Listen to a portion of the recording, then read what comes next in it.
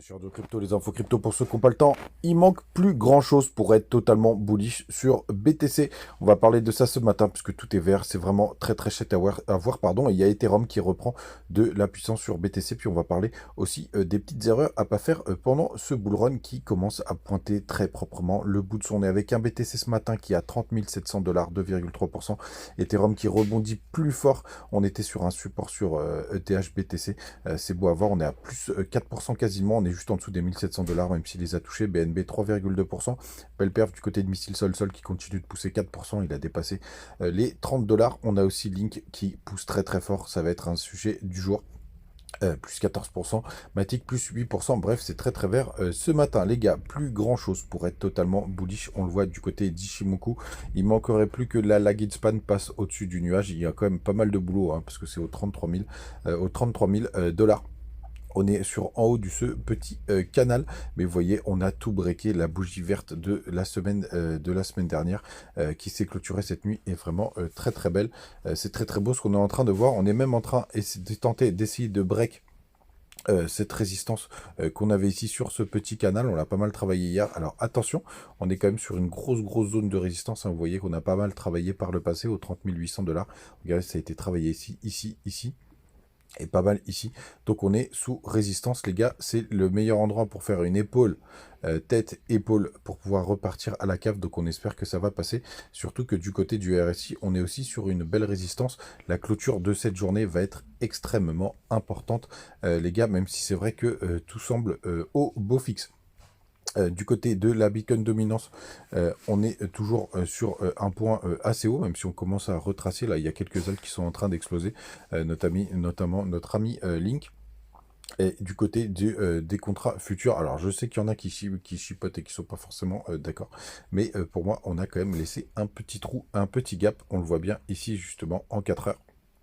Un petit gap jusqu'environ les 29 700 $, même si hier je vous disais que j'étais pas tout à fait pour cette montée, et d'ailleurs on a été rechercher pas mal de petits points, on le voit, regardez, on a été retravaillé 2 fois, là on est descendu aux 29 600.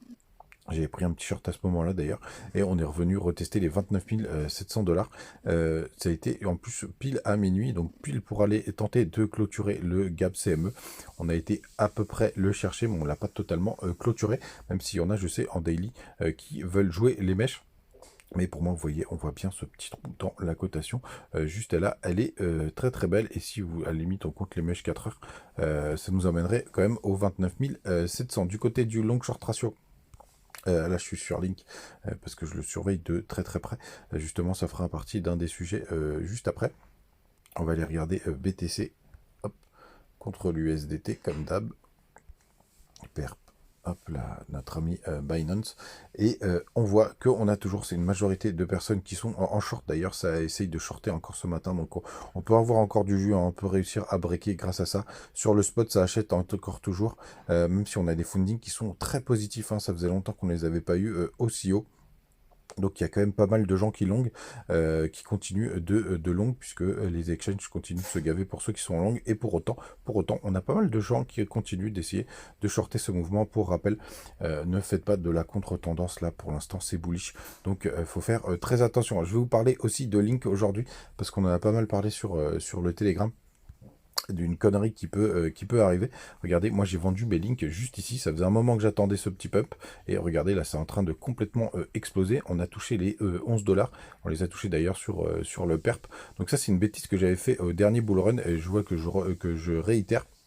Faut faire vraiment attention, puisqu'on essaye souvent de racheter plus bas. Alors je pense qu'on aura quand même le pullback sur le haut de cette structure pour vraiment la confirmer comme support, mais pour autant, ça c'est une erreur qu'il ne faut pas faire sur les bull runs. Faites attention, essayez de vendre pour racheter plus bas. C'est souvent, on se fait souvent avoir par ce genre de choses. Moi, pour le coup, là, je suis dedans, donc là, c'est à peu près 30%, 20% qui a été perdu, donc c'est un petit peu dommage. Donc c'est pas grave, hein. Il y a plein d'autres opportunités qui vont rentrer sur le marché. Donc quand ça vous arrive, évidemment, ben, racheter, c'est toujours un peu emmerdant, parce que vous dites que vous avez perdu ça. Donc parfois, la technique, c'est tout simplement de racheter 50%. Et si ça continue de monter, bah, malheureusement, racheter sa position. Mais c'est pas de la perte. On est au début du bull run, c'est pas si grave. Donc ne vous inquiétez, enfin ne vous montez pas le bourrichon pour ce genre de choses. Mais surtout, achetez plus haut. essayez de vendre pour racheter plus bas, les gars, ça peut souvent se retourner contre vous, donc ayez-le bien en tête. Les gars, n'hésitez pas à nous rejoindre encore une fois sur le Telegram, on partage pas mal de choses. Il y a Sylvain qui nous avait partagé justement GRT, qui allait bientôt décoller, qui avait breaké une grosse trendline long terme, elle est en train de partir. Et toujours ces petites liquidations maintenant avec un gros pic qui est au-dessus des 31 500 $, qui est vraiment très intéressant celui-là, si on pourra aller le chercher. Même si on a quand même un beau pic aussi qui est en train de se former aux 27 000 $. Il y a des liquidités en haut, il y a de la liquidité en bas.